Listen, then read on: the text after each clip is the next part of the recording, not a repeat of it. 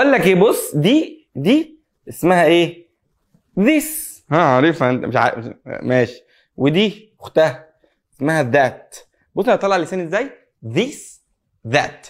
دي بقى اختهم الكبيره اسمها these، تحس ان هم كتير كده. ده بقى اخوهم الكبير العاقل اسمه ايه؟ those. this that these those. طيب استخدمهم امتى وازاي؟ لو عايز تقول ده وحاجه قريبه. ده قلم، دي سبوره، حلو، ده مايك، ودي كاميرا.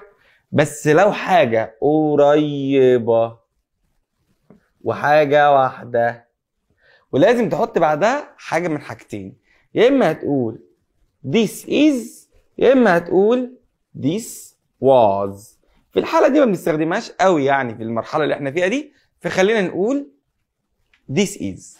عايز اقول دي عربيه قريبه، this. تعال بقى نمسح الحاجات دي. بص هنقول ايه؟ this is a car. دي قطه قريبه اهي، انا شايفها قطه اهي. this is a cat.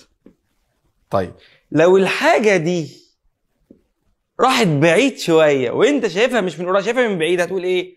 هنشيل this ونحط that، فنقول that is a car.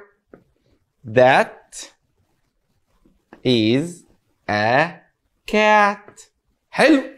يبقى this قريب مفرد، that بعيد مفرد.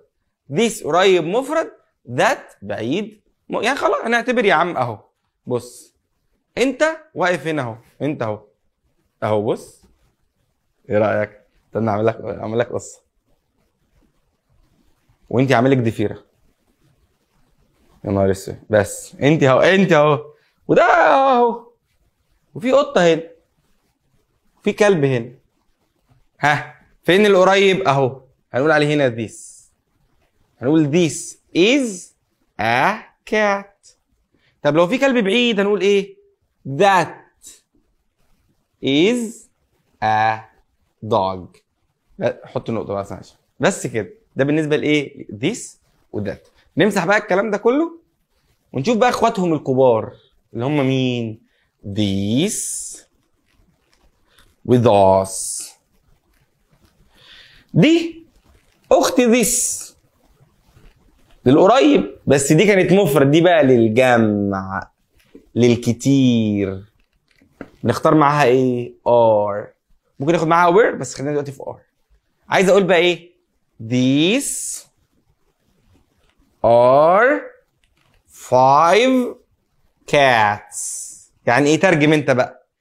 دول 5 قطط قريبين اهو. these are 5 cats. انا شايفهم قدام عيني اهو. اول ما الكاتس تروح بعيد هنقول عليها ايه؟ those are 5 cats. يبقى لما يبقوا قريبين نقول عليهم these، لما يبقوا بعاد نقول عليهم those.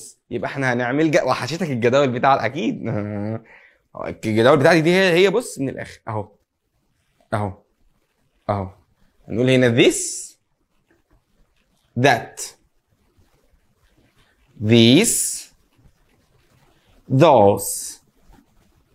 يلا نقول this is a boy. that is a boy. These are boys. Those are boys. وبس كده تعمل براكتس بنفس الجدول ده. تكمل بقى تعمل جمل هنا.